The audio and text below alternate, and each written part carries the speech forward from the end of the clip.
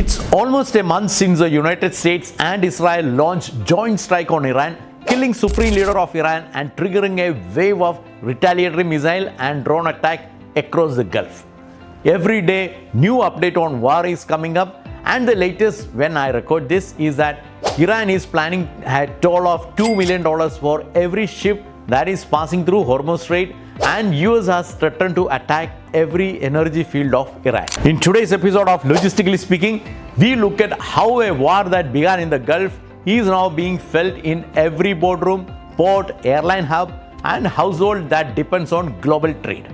We analyze the impact across 15 segments, what is happening right now, and how this conflict could reshape the world order, disrupt economies, and permanently alter industries we once took for granted. The Strait of Hormuz, the world's most important shipping choke point, remains closed to vessels from countries that Iran sees as enemies. The impact on the global economy has been swift and wide. Let me walk you through 15 sectors which is already feeling the pressure. Number 1, aviation impact. Aviation has been one of the most immediately visible casualties of this conflict. From the start of the war through March 20th, approximately 52,000 flights were cancelled across Gulf region. Dubai, Abu Dhabi and Doha built their dominance on stability, connectivity and speed. War-driven uncertainty disrupt all these three, shifting passenger and cargo flows, forcing route changes and pushing businesses toward alternatives. When a hub goes dark for weeks, habits shift and competitors gain ground. Corporate travelers and logistic companies reroute, and those new habits often outlast the crisis. Aviation is a cash flow business, and the numbers are already brutal. Almost all Gulf carriers have announced a 50% pay cut for their staff, and there are precedents of even a 1 or 2 day strikes grounding airlines permanently, and this disruption has now stretched into weeks. State-funded Gulf carriers may have the reserves to absorb the immediate revenue collapse. But the deeper threat is not just financial, it is behavioral. Passengers and cargo do not simply wait. They reroute, adapt and find new alternatives. And in aviation, market share loss during a crisis rarely return on its own. The pain extends well beyond the Gulf. Qantas, SAS, Air New Zealand, Indigo and Air India have all announced fare hikes, citing the surge in aviation fuel cost. Number 2, Dubai business model under pressure. Dubai business model impact is structural and not merely cyclical.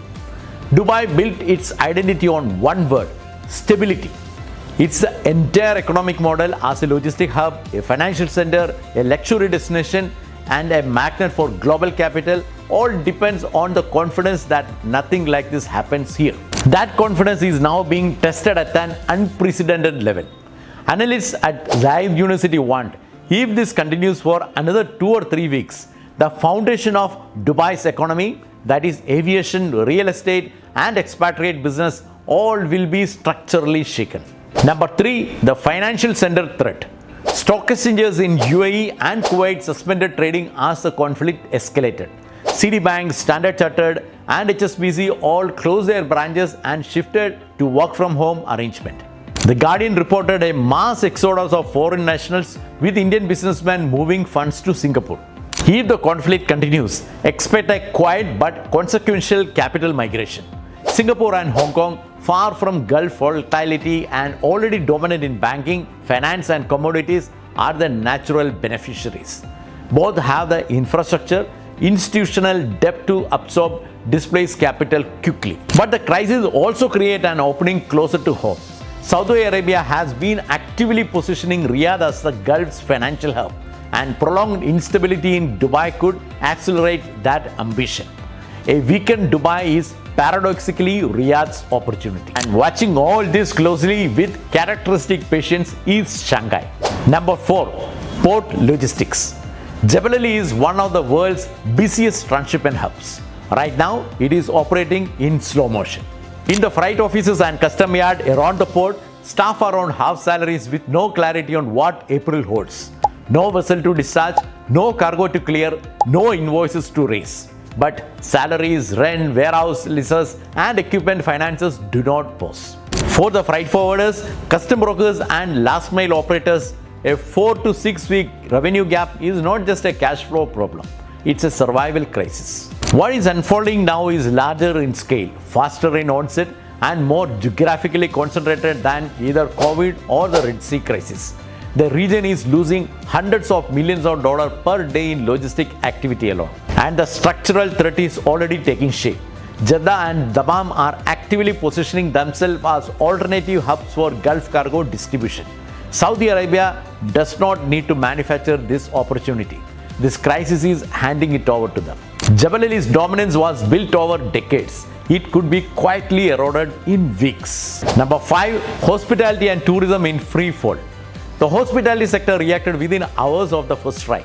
Tourism booking collapsed. The 2026 Bahrain and Saudi Arabian Formula One Grand Prix were cancelled. And world's premier horse racing event, the Dubai World Cup, lost major international participants. Conferences and corporate events have been cancelled across the region. The emptiness is most striking during Ramadan, when hotels and restaurants typically run at full capacity through the night. Properties with over 700 rooms are now recording single-digit occupancy. Many hotel groups have already placed staff on unpaid leave. The transit stopover economy has effectively shut down. Millions of passengers who once broke journeys in Dubai and Doha, spending on retail, dining and experience, have vanished. Footfall for both luxury and everyday retailers is close to zero. In a prolonged scenario, analysts warned the damage could approach the scale of 91 Gulf War, when recovery took years. The difference this time is that the competition is better organized and ready to absorb what Gulf losses. Number 6. The real estate impact. Confidence is an invisible commodity that drives property market, and right now it is in short supply. Dubai's property market have been on a 5-year bull run, driven in large part by the strong buying from India. Both the upper middle class and the ultra wealthy seeking a stable, tax-efficient base close to home. The war has not caused a crash, but it has introduced a dimension of uncertainty that no promotional campaign can address. Analysts have already been flagging an overdue correction of around 15%. The conflict accelerates that conversation. Buyers who are committed are pausing. The pipeline of Indian and international capital that sustained the bull run is for now on hold. The ultimate impact on property values will depend entirely on the scope and duration of the conflict. Number 7. Energy transition. Conflict has historically done what policy alone struggled to achieve. It forces change at speed. When traditional fuels become expensive and unreliable, the calculus shifts. Induction cooking become practical, not ideological. Electric vehicles move from aspiration to necessity. Governments that were slowly building renewable energy target suddenly find the urgency to act. Electricity is the only fuel that does not depend on oil supply chain, shipping lanes or geopolitical stability. It can be generated on a rooftop, stored in a battery and shared with a neighbor. It is in that sense the most sovereign form of energy a country can have. The transition to renewables have always needed 3 things: policy, investment and a trigger. The energy transition that was moving on a decade-long timeline may find itself on a fast track, driven not by climate ambition but by the more immediate logic of survival and self-reliance. Number 8. Oil cost shock. With Brent above $110 already, and there is an expectation of this breaching $150 mark if the conflict continues, import bill will surge and the rupee will come under more pressure and inflation will accelerate across the domestic economy. India imports over 80% of its crude oil, and countries like South Korea 70% from Gulf region alone. In America, families are already paying nearly 80 cents more per gallon every time they fill up, and adding over $300 million in additional fuel costs to the economy every single day. Every 10% rise in energy cost is expected to add almost 0.5% to global inflation. Fuel increase would reach all elements of life, right from the basic necessities like milk and vegetable to all what we consume, which will be coming under pressure. Number 9. Currency shock. The Indian rupee breached the 93 per dollar mark as crude prices surged and global investors turned risk averse. India imports over 80% of its crude oil needs, and economists estimate that every $1 rise in oil prices costs India roughly 16,000 crore rupees in additional import bills. With oil approaching $120 a barrel, the arithmetic is alarming and the rupee is expected to fluctuate further and go beyond 100 also. Across Asia, currencies like the South Korean won, Philippine peso and Indonesian rupees are under heavy selling pressure, while the yuan, Singapore dollar and ringgit are proving more resilient. The US dollar remains the primary beneficiary, strengthened by safe haven demand and America's position as an energy exporter. The longer the conflict lasts, the more the world's currencies divide into two camps: those insulated by energy exports or strong reserves, and those like India that are fully exposed to every dollar that the oil climbs. Number 10. Reverse migration. India is the world's largest recipient of remittance globally, receiving over $135 billion in financial year 2025.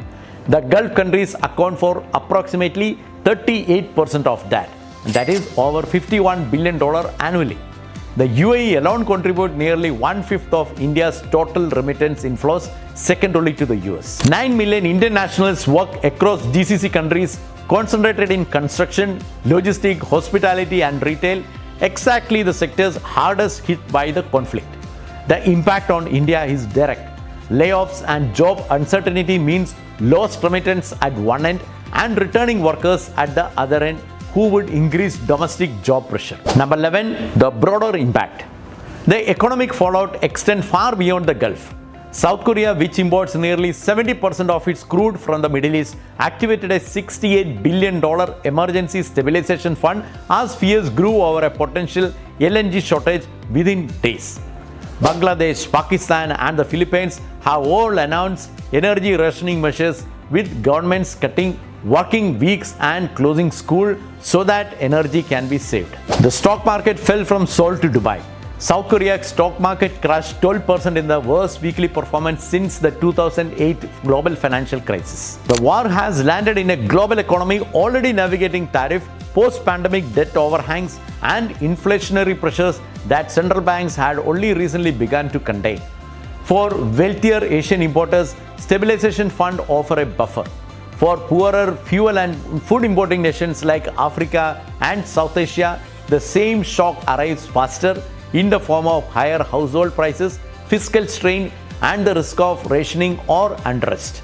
If the war continues, the world is not just looking at an energy crisis. It is looking at a food crisis, a debt crisis, and a growth crisis arriving simultaneously. Number 12. Agriculture impact. The fertilizer shock is one of the most underreported consequences of this conflict. Around 1/3 of global seaborne fertilizer trade passes through the Strait of Hormuz, and Gulf countries account for nearly half of globally traded urea export and around 30% of ammonia export, and all that is stopped now.